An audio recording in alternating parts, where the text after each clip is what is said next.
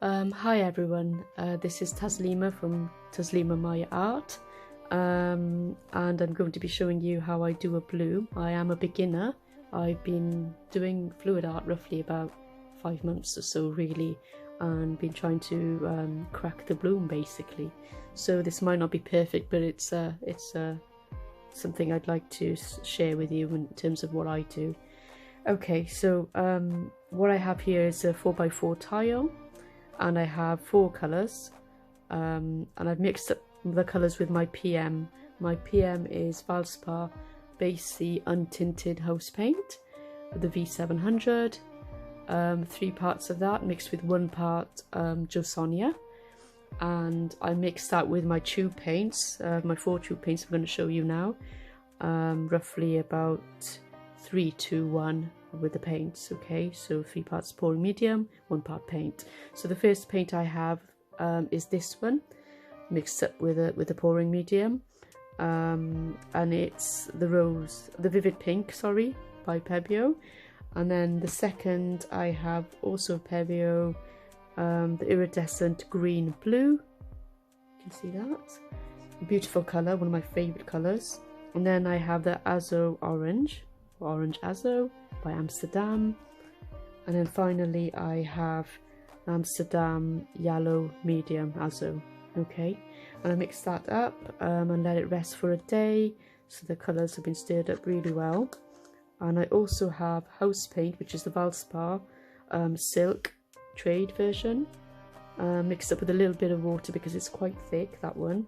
And for my CA I simply have Amsterdam titanium white paint, acrylic paint with Australian Flowjol at a 2-to-1 ratio rather than a 3-to-1 because I find it works better for my paints. Yeah, so we'll make a start with putting the pillow down. Here goes. I want to give a shout out to Sheldon from Shelrock Art, who's given me some advice about this last night in terms of how to spin it, and we'll see how it goes today when we try and spin it, if my battery lasts. So I've got quite a lot of pillow paint going down here, and this pillow paint has been standing for a while to let the air bubbles come out. There are still some bubbles there, as you can see, and I will either use a toothpick or something to try and, or a skewer to try and get rid of those. Let's do that quickly. The other thing I tend to use is a blowtorch, like most of the experts. Also want to give a shout out to all the admins of Acrylic Art for Beginners, the Facebook group.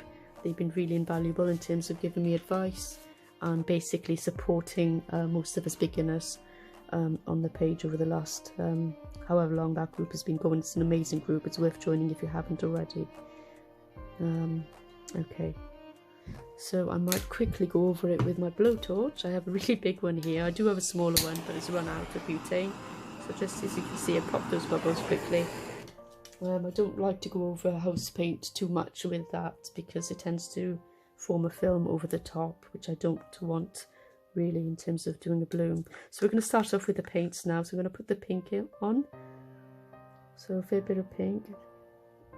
It is quite thick, this mixture. I'm used to it being a bit thinner when I've done my practice runs, but I find that the thicker one tends to hold better cells, as Lisa Marvin has also shown on her video. Okay, I think that's probably more than enough, maybe a bit too much. And then onto the green blue, beautiful colour this one. Put a bit of that on. Oops, getting it everywhere. You can probably hear my nerves. I've not done a video like this before, so it's the first time for everything. I did do this video a minute ago, but it cut out and the phone nearly fell into the tile because I don't have a proper stand here at the moment, so I'm waiting for that to be delivered by Amazon tomorrow. So hopefully the videos will get slightly better. And now finally the yellow, Azo yellow from Amsterdam as well. That's probably more than enough paint, maybe a bit too much. I can see 1 or 2 little bubbles, so I'm just going to quickly pop them quickly. There we go. I don't want to blow that over it too long. And then finally we've got our CA, which is a 2-1 mix for me. I'm going to pop that right in the middle. I'm not supposed to put it all down in one go. Let's see how that goes. And then what I'll do is I'll blow that out then, and you can see that as well. So straight down right from the top.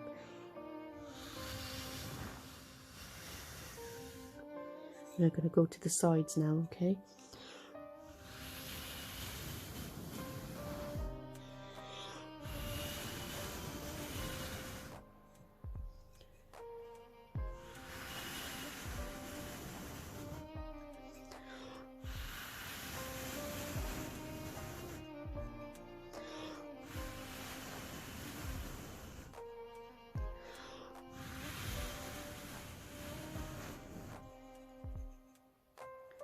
I've still got quite a fair bit of CA on the top, as you can see. I'm going to try and blow that out with my straw as well.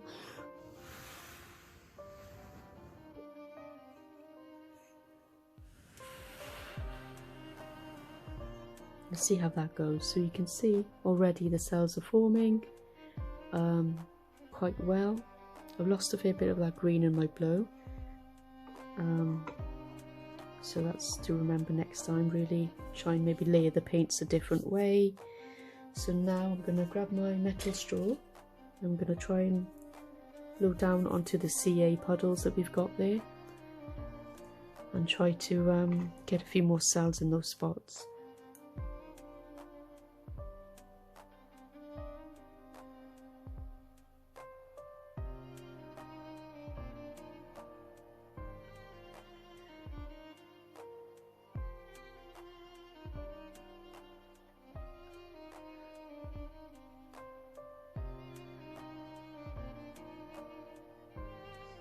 You probably can't tell, but I'm extremely nervous because I'm not used to talking on camera like this or doing this sort of thing. Hopefully it doesn't come across too much. Okay, so let's just move the paints away and then try to get the spinner here now. So I'll pop that back down the tile. Now one thing I can do is wait for the pillow to go back underneath all the colours, because I blew down on it and there's a slight dip in the middle. So what I'm going to try and do is wait for it all to level out again and see if I can tilt it a little bit, maybe without losing any of those cells. The other thing I can do is probably spin it, which I might try first. Now what Sheldon was saying was that I should spin quite slow to begin with. I do tend to go like the clappers initially, and I was losing a lot of cells that way. So let's see if this works now. So if I actually pop that up here, hope these bars can hold that, and then put that down. So you can see the cells are really small, very small. I don't know if you can see that. Lots of lovely colours. But let's see if we can just spin it a little bit to get those cells to move a little bit. It's not extremely centralised either, but we'll see what we can do.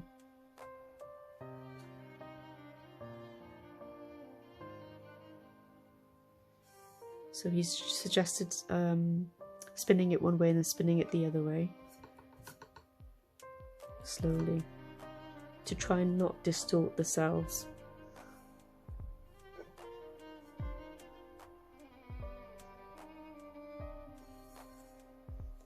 Now my setup here isn't perfect, otherwise I'd pop it down into this box I've got and spin it properly. But I've had to weigh down the box because the stand I have is actually quite heavy and tends to fall over. See if we can just try not to spin it too much. But the other thing you can do as well is you can get a straw and you can, let me move this out the way a minute, and you can blow on top of the cells to try and make them slightly bigger. See if we can do that, just to show you.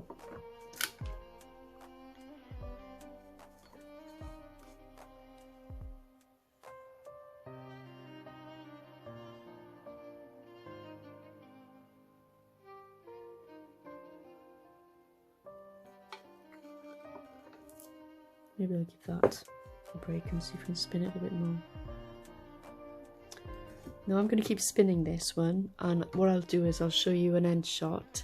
Thanks for joining me on my channel. It's only my second video really, but please do subscribe and like if you liked what you saw, and I'll be doing more of these. I mean, they're not brilliant, they're not like the experts, but I think slowly, you know, I'll be getting there with a bit more practice put in. Thanks for joining me. Like and subscribe if you want to see more videos. Thank you so much. Bye now.